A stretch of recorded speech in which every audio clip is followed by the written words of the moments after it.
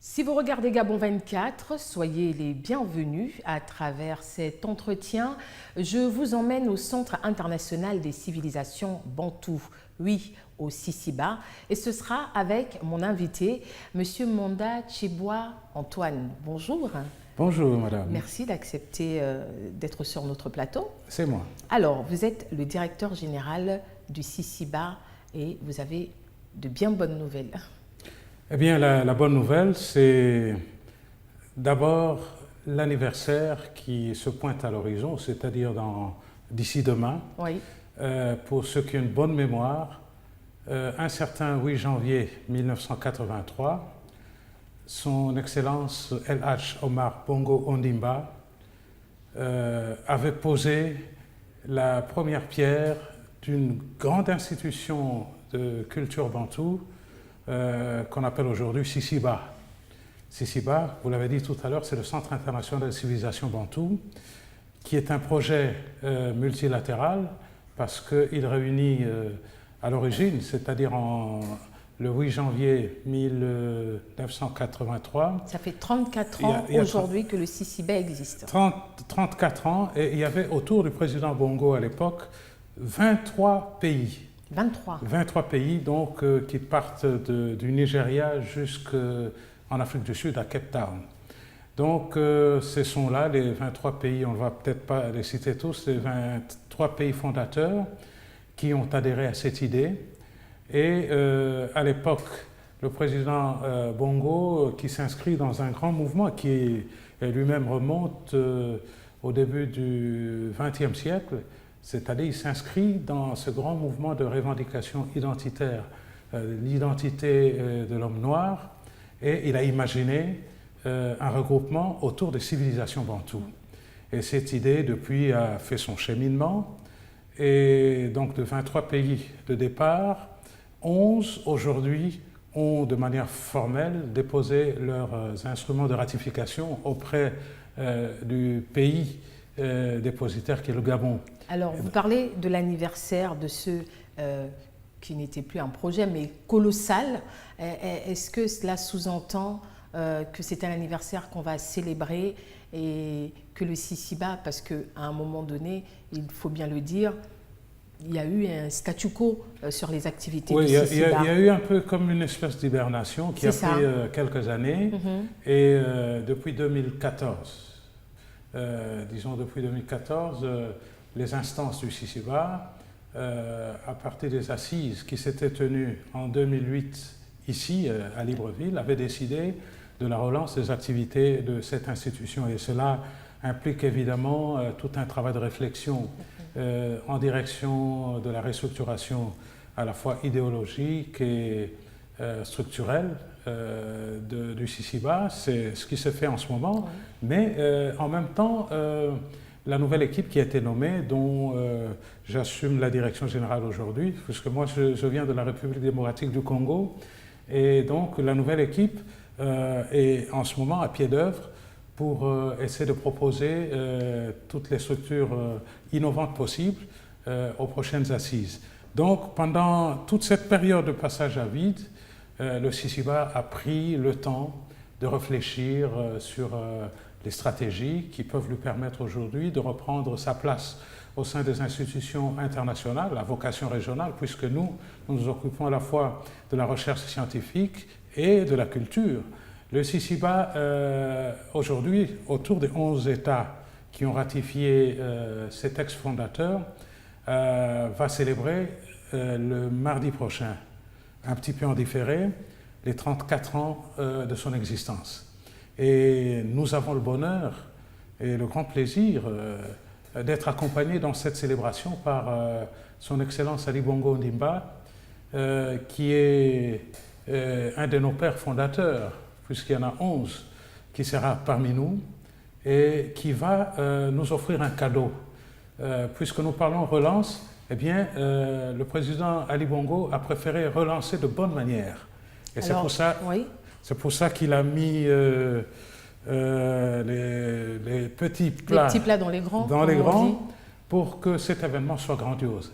Et ça passe par l'offre ou, si vous voulez, la remise officielle du nouveau siège, le nouveau siège international de Sisiba à Libreville, dans des bâtiments tout neufs, avec un mobilier tout neuf, un personnel tout neuf. Et certainement un programme tout neuf aussi, donc voire amélioré, contextualisé dans le contexte économique actuel, dans l'ère du tout numérique. Est-ce que le Sisiba va s'arrimer à ça aussi?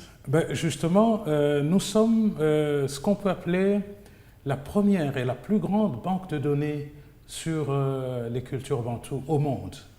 En 34 ans d'existence, grâce au travail formidable qui a été abattu par les différents chercheurs et les différents directeurs généraux qui sont passés à la tête du Sisiba, on a pu rassembler une documentation inédite, extrêmement importante. Alors juste une petite parenthèse, pour ceux qui n'ont jamais pu situer quelles étaient les missions du Sisiba, c'est peut-être l'occasion de rappeler. Le Sisiba a comme mission d'abord de préserver les valeurs authentiques, conserver et préserver les valeurs authentiques de la civilisation bantoue, coopérer avec les institutions internationales qui partagent les mêmes buts et les mêmes objets que nous, constituer une banque de données, comme je viens de le dire, sur les cultures bantoues et puis promouvoir le développement des cultures en ouverture, bien entendu, avec une grande ouverture sur la diaspora.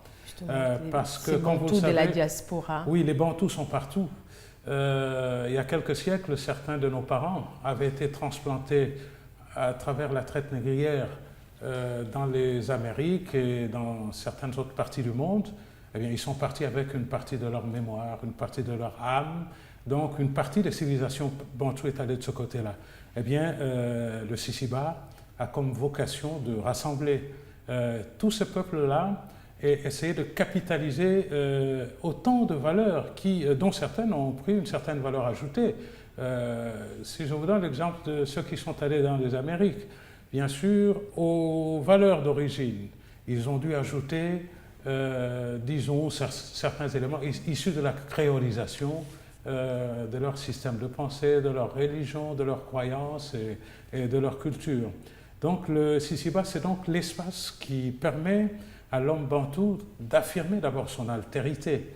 C'est cet espace qui lui permet de célébrer sa dignité et sa fierté en tant que bantou. Et c'est à partir de cet espace qu'il prend rendez-vous aussi avec l'autre.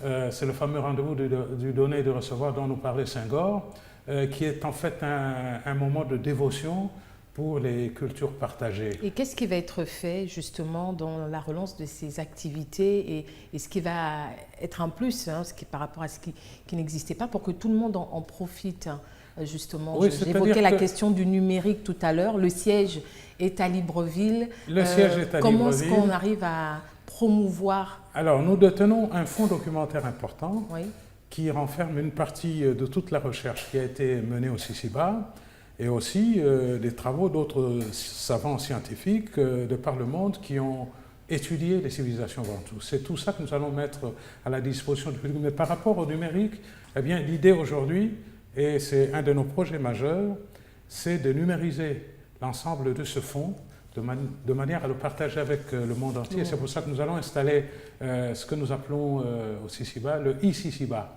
qui est cette interconnexion qui nous permettra de nous interconnecter à toutes les grandes universités du monde. D'abord, les universités de notre ère culturelle bantoue. Ensuite, nous allons nous ouvrir aux universités d'Amérique, d'Asie et de partout ailleurs, ainsi qu'aux centres de recherche partenaires. Et tout cela passe par un travail important, d'abord de réorganisation de notre outil numérique interne, parce que 34 ans de recherche, c'est beaucoup de travail, c'est un chantier énorme, mais nous comptons bien y arriver.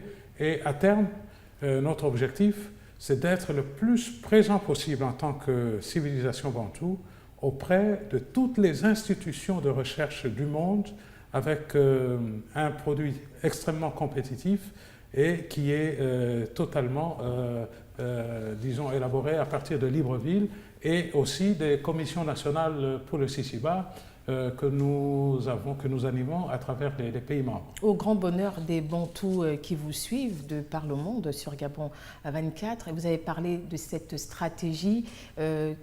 Jusqu'où va-t-elle ou qu'est-ce qui garantit qu'on est reparti pour 10, 20 ans et qu'on ne retombe plus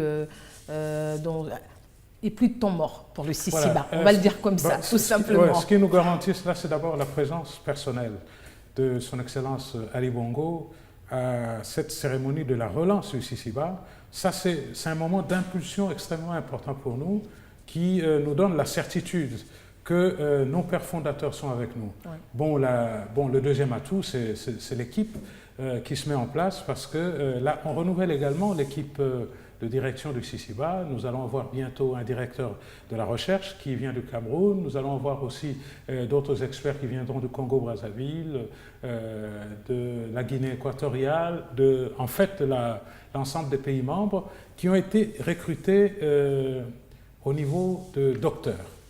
Et ça, je pense que c'est une garantie pour nous.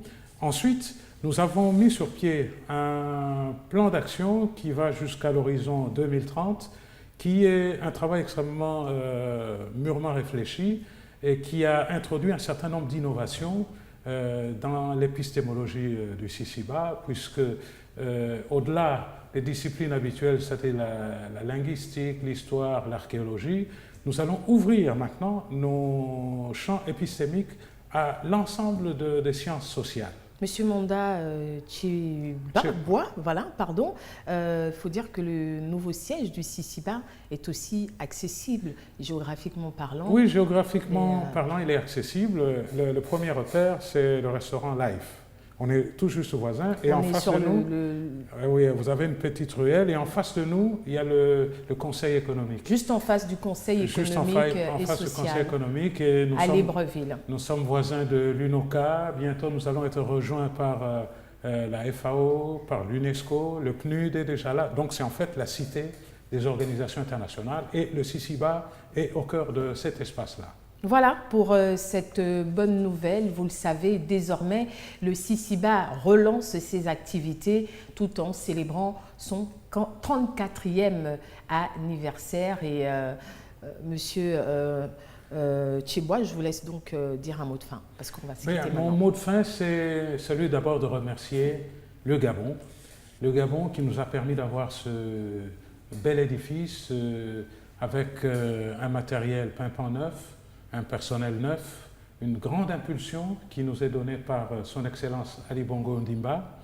Et nous sommes repartis pour une nouvelle aventure, mais c'est un nouvel avenir que nous allons embrasser bientôt. Alors nous demandons à toutes nos commissions nationales, à tous les chercheurs du monde entier, de venir s'associer à nous. Le Sisiba est de retour, donc on est reparti pour une nouvelle aventure. Voilà, et on vous embarque dans cette aventure. Merci, restez sur Gabon 24, l'actualité se poursuit.